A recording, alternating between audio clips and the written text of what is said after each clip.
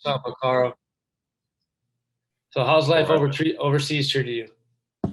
It's all right, man. This will be my third. No, this will be my fourth year technically overseas. Third, fourth year. It's cool, man. I was in Russia last year after being in the States for 4 to 5 years, but so I forgot how long the seasons were over here. But it's cool. It's cool. I'm in Greece, so I'm in Athens, so it's a nice city, a big city, a good city. So it's cool. Everything good. So first, just start with like your basketball journey. How did it start, and when did you start getting like offers in the mail and calls from coaches? Yeah, well, I was born in Brooklyn, New York. When I was like, I didn't play sports at all. When I was like 12, my mom, man, we relocated to Clearwater, Florida, Tampa Bay. And I didn't play sports at all. So I came down here when I was 12, me, my sister, my brother, and we just kind of like, my mom was trying to get us involved in things because we didn't like the move at first. And she ran track and field back in her day, so she put us in the track and field. I was always fast and athletic, but I didn't really like it. And then a close friend of mine, he was playing football, so I got into football. I was enjoying football. Played a couple years little league, and one of the years in between, one of the local AAU coaches, he used to come to the football games. And, I was tall and lanky. I was the tallest on my team. I was a quarterback. And he just basically was like, hey, man, you should, during the off season, you should play basketball to keep you in shape. So I started playing basketball and about like taking it serious in the seventh grade. And that's how I started. From the seventh to eighth grade, that summer going into the eighth grade, I used to go back to New York for the summers. I grew 4.5 inches, and I sprouted up. And when I came back, I guess it was a big difference. So everyone's like, "Man, you tall, man. You need to start taking basketball serious." And so that's really how it started. So eighth grade is really when I started for real. So out of high school, was the decision always Florida State, or did you have any other contenders that you were thinking about? Out of high school, so I started getting offers in the ninth grade. I was moving along fast. I was lucky to play on a Nike sponsored AAU team almost right away, and I started getting offers. I think my first offer was like Clemson or something like that. And as I was going into the 10th grade, I was started to think like, man, when I get to college, I want my mom to be able to come see me. And if I was going to go out of state, it probably would have been a little tough. So I knew I wanted to stay in Florida. At the time, a lot of my AAU club, Nike Team Florida, a lot of those guys was going to Florida. My coach was a big Florida Gator guy, so it's kind of like everybody was kind of funneled to Florida. So it was going to be out of Florida and Florida State. Florida and Florida State. I took many unofficial visits to Florida and Florida State during my ninth grade year and part of my 10th grade year. I fell in love with Coach Hamilton. My mom fell in love with him. At the same time, I was liking Florida too. So it just came down to those two. And at the end of my sophomore year, man, I decided, I was ready to make a decision. So I committed early. End of my sophomore year, I committed to Florida State. And I never looked back from there. I never thought about changing nothing. So, that's how I end up going to Florida State. Were you ever thinking about going back to New York? I mean, when I was young, like as soon as I moved down, I remember my brother and my sister, we both are us three. We was all kind of mad because all our friends was there and all that. But I mean, it took me like 2 years to really adapt to being a Floridian, and I adapted quick. And so after that, as I got older, I started to realize like Florida not a bad place. I didn't play sports in New York. Ain't no telling where I would have been if I would have stayed there. It was way more opportunity down here. So as I grew older and started to realize that, I was like, yeah, I wouldn't want to live in New York anymore, So Florida's been home for me. I classify as a Floridian, but a lot of my family's still in Brooklyn, New York, so I go visit. But unless I work there from one of those two teams, I wouldn't want to live there. There's too much going on, too much traffic, just too much going on for me. So you were in Florida State for 4 years. A lot of college players don't stay that long anymore. What do you think your career was like there? Why did you stay for the 4 years? I mean, I think to be honest, I pretty much had to stay. I wanted to get my degree. Um, Starting basketball so late, the people, guys, hoopers, they start now at like 4 years old, 5 years old, and starting so late, I wasn't really polished like that. So I needed those 4 years to get better, work on skills and learn the game a little more. So I enjoyed my 4 years. I wouldn't take it back for nothing. If I could do 4 more years, I'll do it. If I could do it all over again, I do some things a little differently. But I mean, it's Florida State. Everybody I see, who I run across, whether it was in the NBA overseas, they always ask me about Florida State because everyone always hear about Florida State. First thing they say is, I know you had a great college experience, and of course I did. So it's tough. It's tough if you know Florida State or if you ever been there, to say you really want to leave. So um, I needed those 4 years, and I'm glad I did all 4 years, and I'm glad I got my degree. Uh, um, and I'm glad I got the connections I got, and I think Florida State helped me get to where I'm at.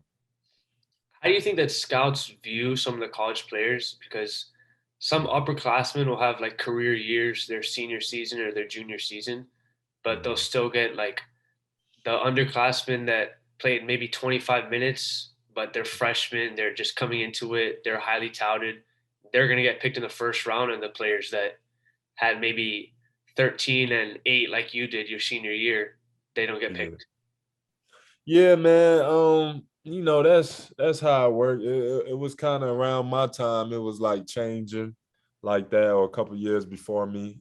Started to do that little change thing, that one and done. Um, nah, I'm older now, so I look at the game, or we talking about the NBA. I look at the NBA, and even overseas, it's all a business. So I can only put myself in a business owner, or that business mind frame of, you got a 22, 23-year-old, or you got an 18, 19-year-old. That 22, 23-year-old has been playing 4 years longer than that 18 or 19-year-old. So the potential of that 18 and 19-year-old is greater than that 22 or 23-year-old. So I just, you put your mindset into that, and you kind of realize that. But at the same time, you can't teach experience. So a lot of older guys, a lot of seniors or whatever, they kind of get overlooked. But it should put a chip on your shoulder, you know, uh, to try to get to where you're trying to get to. And a lot of those older guys do have that chip on their shoulder. So, um, but in the business mind frame, I 100% understand, why they grabbing these one and done players. Coach Hamilton was recently nominated for the Hall of Fame 2021 class. How do you think, how can you explain his coaching style and how did he affect players on and off the court? I mean, see, his off the court is probably the most important for me, for a lot of guys like myself, a lot of guys that go through Florida State. What he essentially is a father, is a second father. A lot of guys, especially uh, minorities or whatever. A lot of guys come into college, getting that scholarship, who need another positive male figure in their life, and that is what Coach Ham is. That's what he's really good at. He is really good at, you know, looking your parents in the eye and saying like, he's gonna be like my son, and I'm gonna treat him like my son. And that's exactly what he does. He looks out for you. Now he's tough on you. He's real tough on you, as any parent should, or any positive figure should.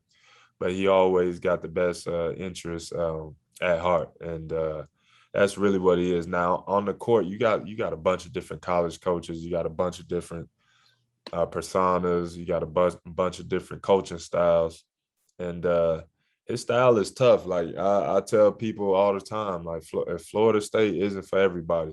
First off, if you can't play defense, it's going to be very tough for you. If you don't play hard, it's going to be very tough for you. But I think his on the court coaching style correlates with his off the court, because I mean, you got to be tough in this world, no matter what business you in. You got to go get what you want in order to succeed. Just like you said, the tough mindset.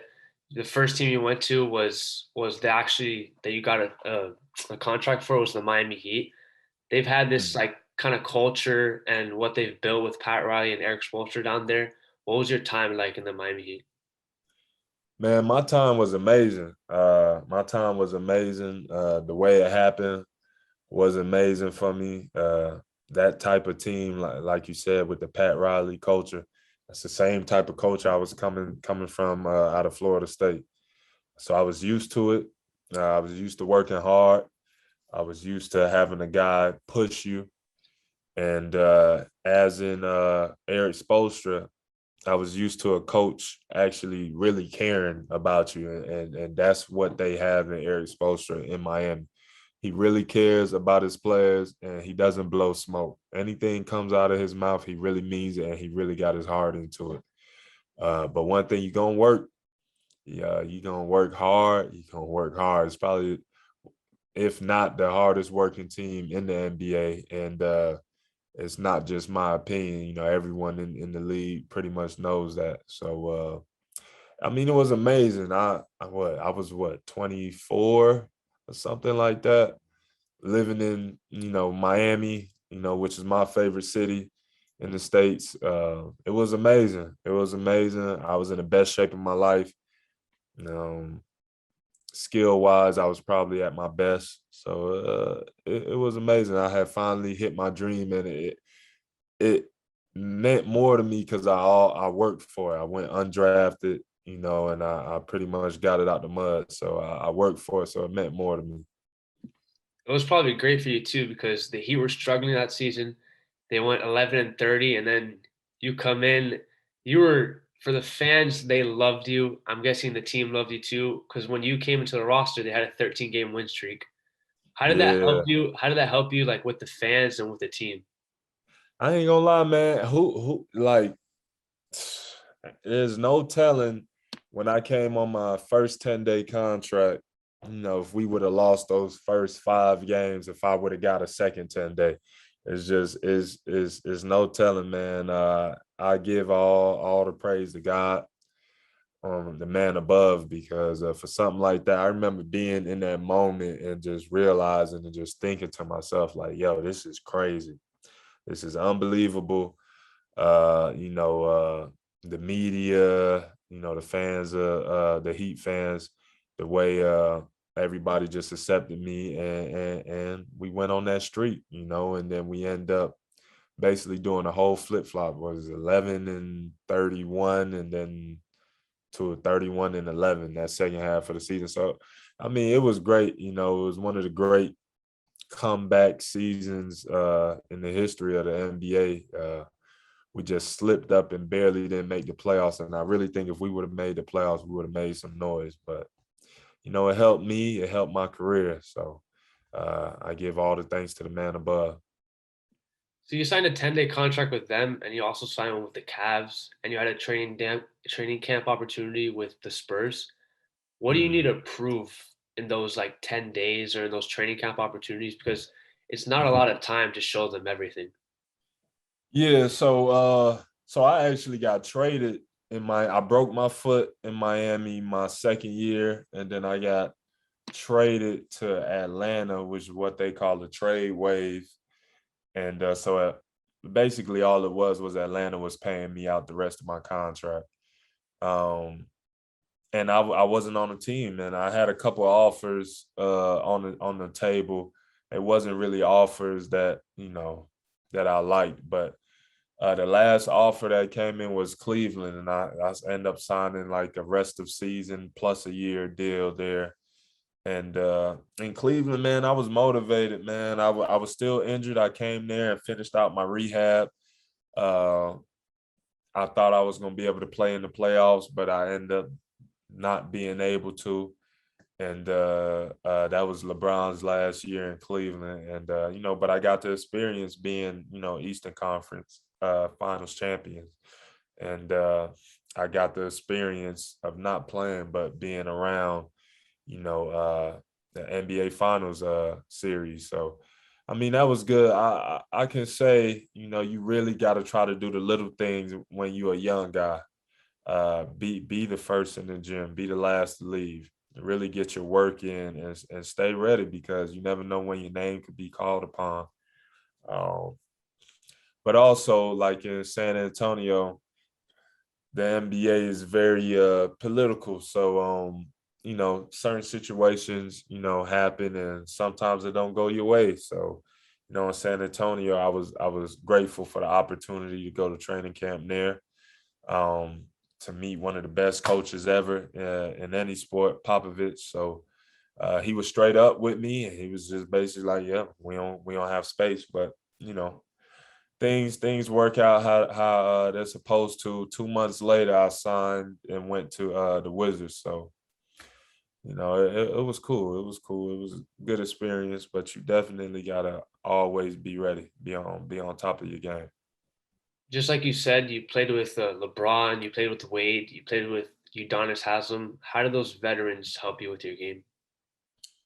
Helped me greatly. More so, Bron was more so on me watching him help me. The way he prepped, the way he played, man. He when I first got to Cleveland, I wanted to show them like I was locked in. Even though I was injured with a broken foot, I wanted to show them I was locked in. So the first day I show up, they tell me to show up at I think practice was at like 11.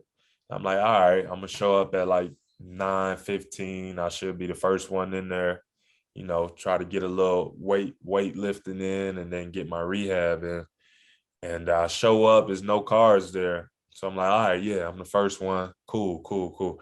I go in, as soon as I walk in the locker room, Bron is there. He in a full sweat, just got done working out. I'm like, dang, okay, okay. Like, all right, tomorrow I'm gonna show up earlier because I want to be the first one. And the next day I show up, I must have went at like 8:15, like another hour earlier. Practice is in 3 hours.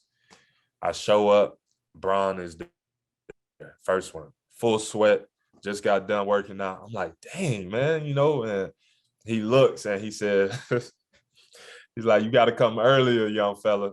So just like him, me watching his work ethic is crazy. And a lot of people don't know that. A lot of people just think, it's just God-given ability, which a lot of it is. He's one of a kind, but I mean, he is a workaholic. And so with him just showing that, but more so, I probably learned the most from Udonis Haslem, me being like a Florida guy, him being a Florida guy.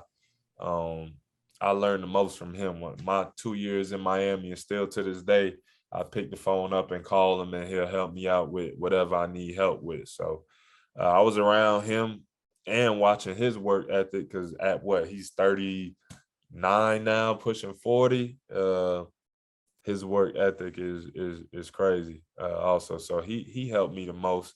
What they use in the NBA, who's your OG? He's my OG, so I learned the most from him. A lot of NBA teams have those like that one player on their team, like say Udonis Haslem, a Mhm. Dennis Rodman and Draymond Green. How important do you think it is to have those guys that like kind of protect the star players and they're there for the dirty things? It's very important.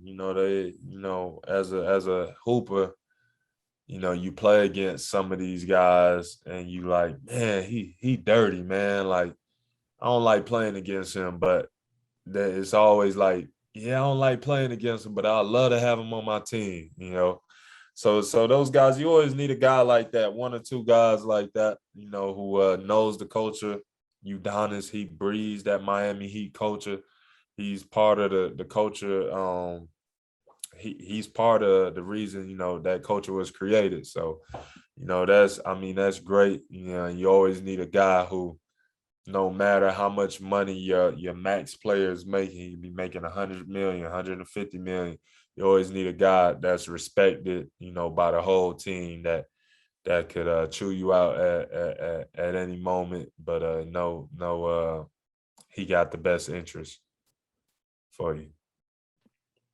So you could be considered like a stretch four because you can hit the three. I know you can guard the forwards and guards. How important is it, do you think, for every team to have a stretch four instead of like a big man now? Because the center position is slowly deteriorating. Yeah, man. That's the time of the game. Things have changed. Growing up watching basketball, you used to, watch them big guys bang down low, Shaquille O'Neal.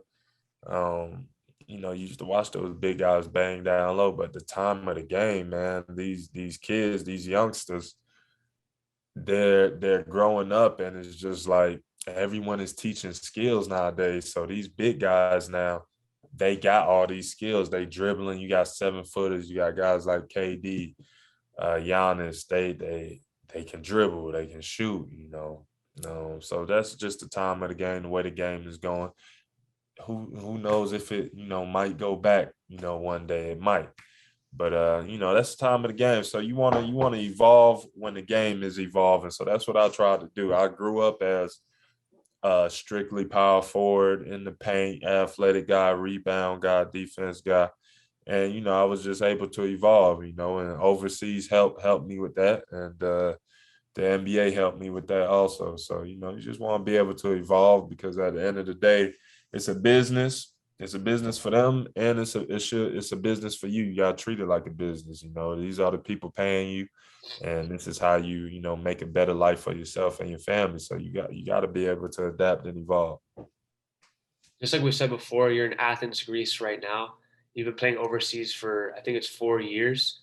What do you Hmm. think are the biggest differences between NBA basketball and basketball overseas? Biggest differences. First of all, the seasons over here are way too long. Like, I don't get, the NBA is the example league. It's the best league. So I really feel like anything under that should try to model itself towards the NBA. The seasons are too long. Seasons, people be over here for like 10 months at a time. So it's really like you live over here and you visit the States if you're American. So season's too long, but I think the biggest difference for me is that, but it's also different styles of basketball.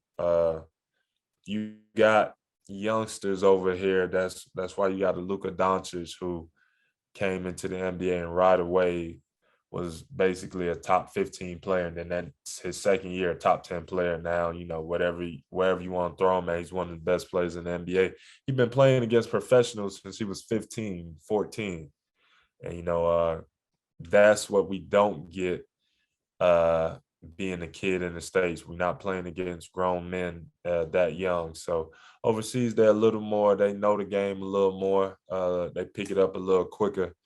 And but also, it's a little slower. In the NBA, it's a lot more athleticism out on the floor. Um, but at the end of the day, it's still a business. It's still a business over here. You guys treat it like a business, and you got to secure your life, man. Secure your funds, secure your health, and you come over here and work pretty much. What was the language barrier like with your coaches and your players? Because I don't know if all of them speak English, but that must be Yeah. different. I mean, it's cool, man. I mean, it's so many teams overseas. Like, when people say overseas, people just focus on Europe, but I mean, it's basketball being played in China, Japan, Australia, like Africa. It's so many teams, so many leagues, so many levels that you hear these people with these experiences saying, "Oh, my coach, he didn't speak no English, so we had a translator the whole year." Like the coach would say something, and the translator is right next to the coach trying to translate it to you. But I've been lucky, man. I played in Italy my first year, and then I played in Greece. Both coaches knew English. After Greece is when I went to Miami. My coach, who was my coach in Greece, I always told him like, "Hey, if things don't work out and I ever come back to play overseas, I'm gonna play for you." So last year was the first year um, I came back overseas, and I was in Russia and he was there. And now this year he came back to Greece, and I'm here with him again in Greece. So for me, it doesn't really happen like that overseas. Normally coaches change so much and players change teams so much that you don't really stick with the same guys. But I've been blessed to be able to have the same coach 3 out of my 4 years I was overseas. So my experience has been great. I can't speak for other guys. And in Greece, I've been in a lot of European countries. In Greece, they speak the most English out of every other country I've played in. I guess what England is not technically a European, it's not in the EU no more, but Greece, everyone speaks English here. It's amazing how many people speak English here. So the language barrier for me is literally nothing. Everyone speaks English. Going back to the NCAA, what are your opinions on the rule change of the NIL? What is the NIL? Man, I NIL, feel old. name, image, and likeness. So how like Oh, okay. players can they have like sponsors and they can actually make money from their name now.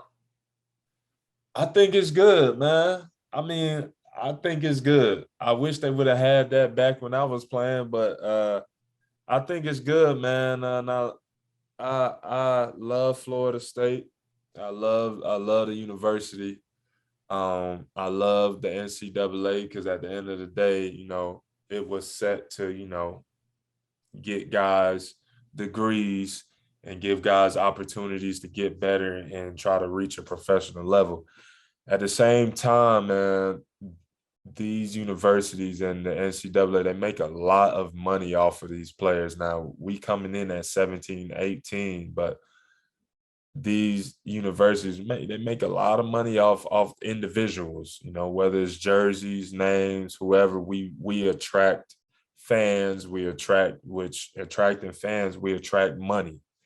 And I think guys should get paid. That'll keep guys going to school. Then that might keep guys to stay in school longer to get their degrees, because now they can get a little bit of money in their pocket, and not be worried about where the next meal is coming from while you're in college. So I think it's good. At the same time, unfortunately, in the world we in right now, the world of social media, it's gonna be guys on your team that's getting this amount of money, and these guys might not be making, any money, because of their name. But you know, it just all depends. It's a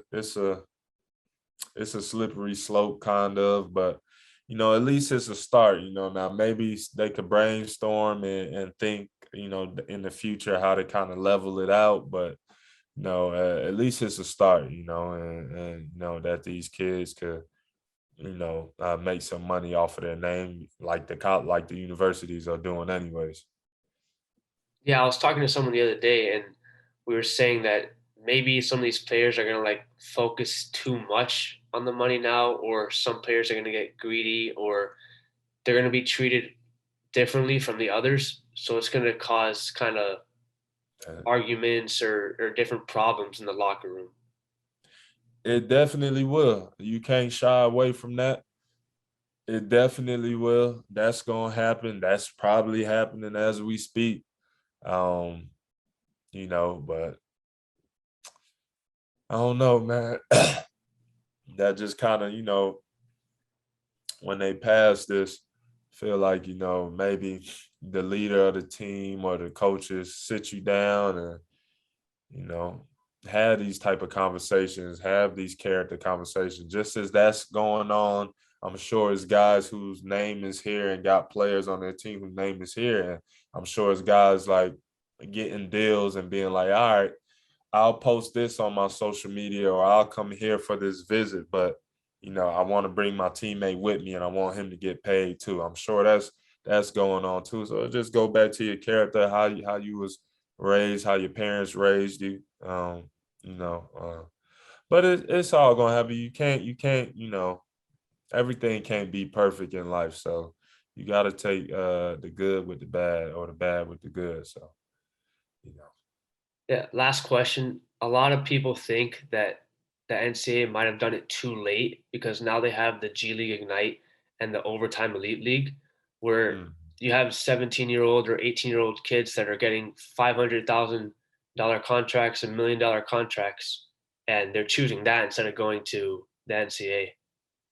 Yeah, well, it's a shame that another platform had to be created for the NCAA to really hammer down. So that's on them, and they can't blame nobody, but themselves, But it's also a good thing to have multiple platforms to at least, they seen these platforms get created, and then they're like, okay, well, we need to do something too. So, it kind of forced a hand on it. So, it's good, but these kids just got to sit with their families and see what's their best decisions. It's hard to tell a kid, especially a kid who didn't have much growing up. It's hard to tell them nowadays, go to school. And before this was passed, it's hard to tell them, hey, go to school. You might get your Pell Grant, or whatever, or hey, you can go make $500,000 here, and you might, hey, we'll pay for you to do online schooling or something. It's hard to tell them, hey, go to college.